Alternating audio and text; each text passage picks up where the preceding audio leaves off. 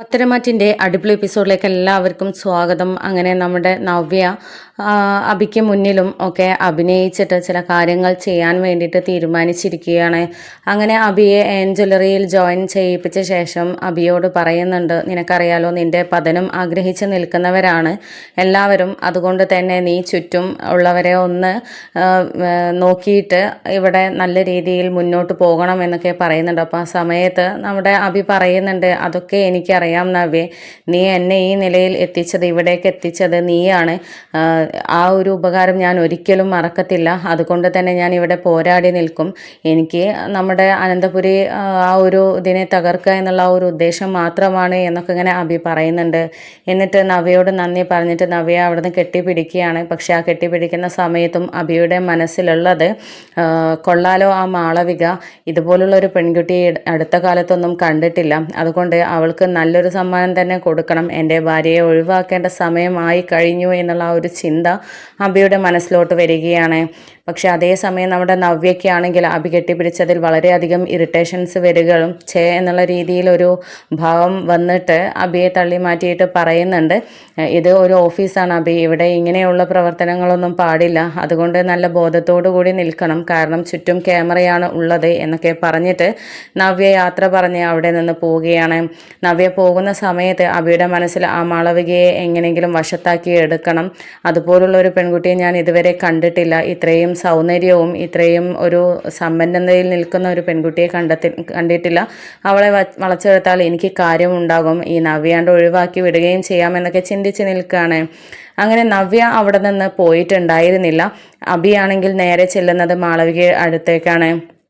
അങ്ങനെ മാളവിക ആ സമയത്ത് ഡിസൈനൊക്കെ നോക്കി നിൽക്കുകയാണ്. അപ്പോൾ അഭി ചോദിക്കുന്നുണ്ട്, ഇതെന്താ വരച്ച ഡിസൈനൊക്കെ നോക്കി നിൽക്കുകയാണോ, അഭിപ്രായം പറയാൻ ആരെങ്കിലും വേണോ എന്നൊക്കെ ചോദിക്കുന്നുണ്ട്. അപ്പോൾ അതിൻ്റെ ആവശ്യമൊന്നുമില്ല, ഞാൻ വരച്ച ഡിസൈനിൽ എനിക്ക് ഒരു സന്തോഷവും സംതൃപ്തിയും ഉണ്ടാകും, അത് തന്നെയാണ് എനിക്ക് ധാരാളം എന്നൊക്കെ പറയുന്നുണ്ട്. അപ്പോൾ ആ സമയത്ത് അഭി 2 ചോക്ലേറ്റ് നമ്മുടെ മാളവികയ്ക്ക് നേരെ നീട്ടുകയാണ്. അപ്പോൾ ഇതൊക്കെ എന്താ ഇങ്ങനെയൊക്കെ എന്ന് ചോദിക്കുമ്പോൾ, ഇതെൻ്റെ ഒരു സന്തോഷത്തിന്, ഇത്രയും വലിയൊരു ഡിസൈനറായിട്ടുള്ള ഒരാളെ ഞാൻ ജീവിതത്തിൽ കണ്ടിട്ടില്ല, പിന്നെ എനിക്ക് സന്തോഷം എന്ന് പറഞ്ഞാൽ മറ്റൊരാളുടെ തകർച്ചയാണല്ലോ ഇപ്പോൾ ഞാൻ കണ്ടുകൊണ്ടിരിക്കുന്നത്, അത് മാളവിക കാരനാണ്, വേറെ ആരുമല്ല, എൻ്റെ ഏട്ടത്തി എന്ന് പറയുന്നവളുണ്ടല്ലോ, അവളെ തകർത്തത് നീയാണ്, അതുകൊണ്ട് ആ ഒരു സന്തോഷത്തിനാണ് ഇത് തരുന്നത് എന്നൊക്കെ പറഞ്ഞിട്ട് മാളവികയ്ക്ക് കൊടുക്കുകയാണ്. പക്ഷേ ഈ ഒരു കാഴ്ച നമ്മുടെ നവ്യ കാണുന്നുണ്ടായിരുന്നു.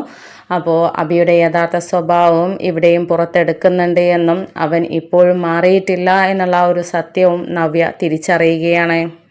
അങ്ങനെ നവ്യ അങ്ങനെ ചിന്തിച്ച് സ്വയം പറയുന്നുണ്ട്, ഇവൻ ഒരിക്കലും മാറത്തില്ല, ഇവൻ്റെ തനി സ്വഭാവം ഇവിടെ പുറത്തിറക്കാൻ തുടങ്ങി, പക്ഷെ മാളവികയുടെ അടുത്ത് അത് പുറത്തിറക്കാൻ ഞാൻ സമ്മതിക്കില്ല, അങ്ങനെയാണെങ്കിൽ അടുത്ത ഇര ഇവളാകും എന്നുള്ളതൊക്കെ ചിന്തിച്ചിട്ട് നവ്യ അവിടെ നിന്ന് പോവുകയാണ്.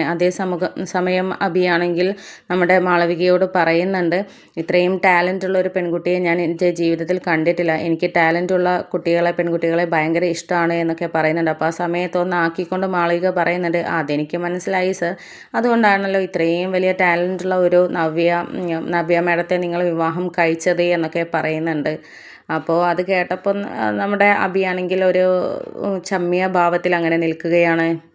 അങ്ങനെ നമ്മുടെ മാളവികയെ ഓരോന്ന് പറഞ്ഞിട്ട് വീഴ്ത്താൻ വേണ്ടിയിട്ട് നോക്കുകയാണ്. നിനക്ക് എത്ര വയസ്സായി, നിന്നെ കണ്ടാൽ അധികം പ്രായമൊന്നും തോന്നത്തില്ല എന്നൊക്കെ ഇങ്ങനെ പറഞ്ഞുകൊണ്ടിരിക്കുകയാണ്. അപ്പോൾ ആ സമയത്ത് 30 കഴിഞ്ഞിട്ട് വൃത്തികെട്ടവനെ എന്നൊക്കെ രീതിയിൽ മാളവിക മനസ്സിൽ ചിന്തിച്ചുകൊണ്ടിരിക്കുന്നുണ്ട്. അപ്പോൾ ആ സമയത്ത് നീ വിവാഹത്തെക്കുറിച്ചൊന്നും ചിന്തിക്കുന്നില്ലേ, വിവാഹം കഴിക്കുന്നില്ലേ എന്നൊക്കെ ചോദിക്കുമ്പോൾ, അത് പിന്നെ ഇപ്പോഴത്തെ പെൺകുട്ടികളൊക്കെ 30 ആവാറാവുമ്പോഴും കഴിഞ്ഞിട്ടൊക്കെ അല്ലേ വിവാഹം കഴിക്കുന്നത്, അപ്പോൾ ഞാൻ അതുപോലെ തന്നെ അങ്ങനെ കഴിക്കാമെന്ന് കരുതി ഇപ്പോൾ എന്തായാലും വിവാഹത്തെക്കുറിച്ച് ചിന്തിക്കുന്നില്ല എന്ന് മാളവിക അബിയോട് പറയുകയാണ്.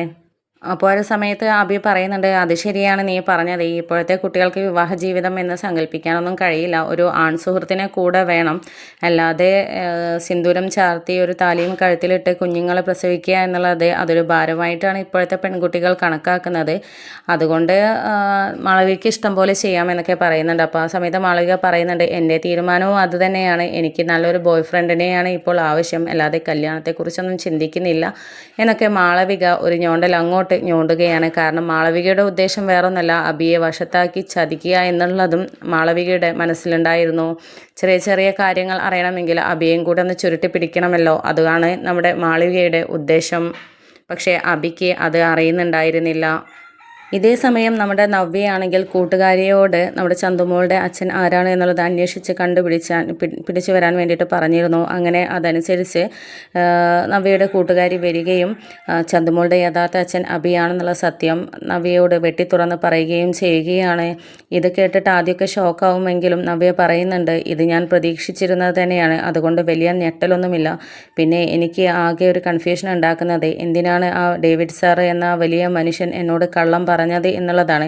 അതുകൊണ്ട് ഇതിൻ്റെ ഇടയിൽ എന്തൊക്കെയോ ദുരൂഹതകൾ ഒളിഞ്ഞിരിപ്പുണ്ട് എന്ന് നവ്യ കൂട്ടുകാരിയോട് പറയുകയാണ്.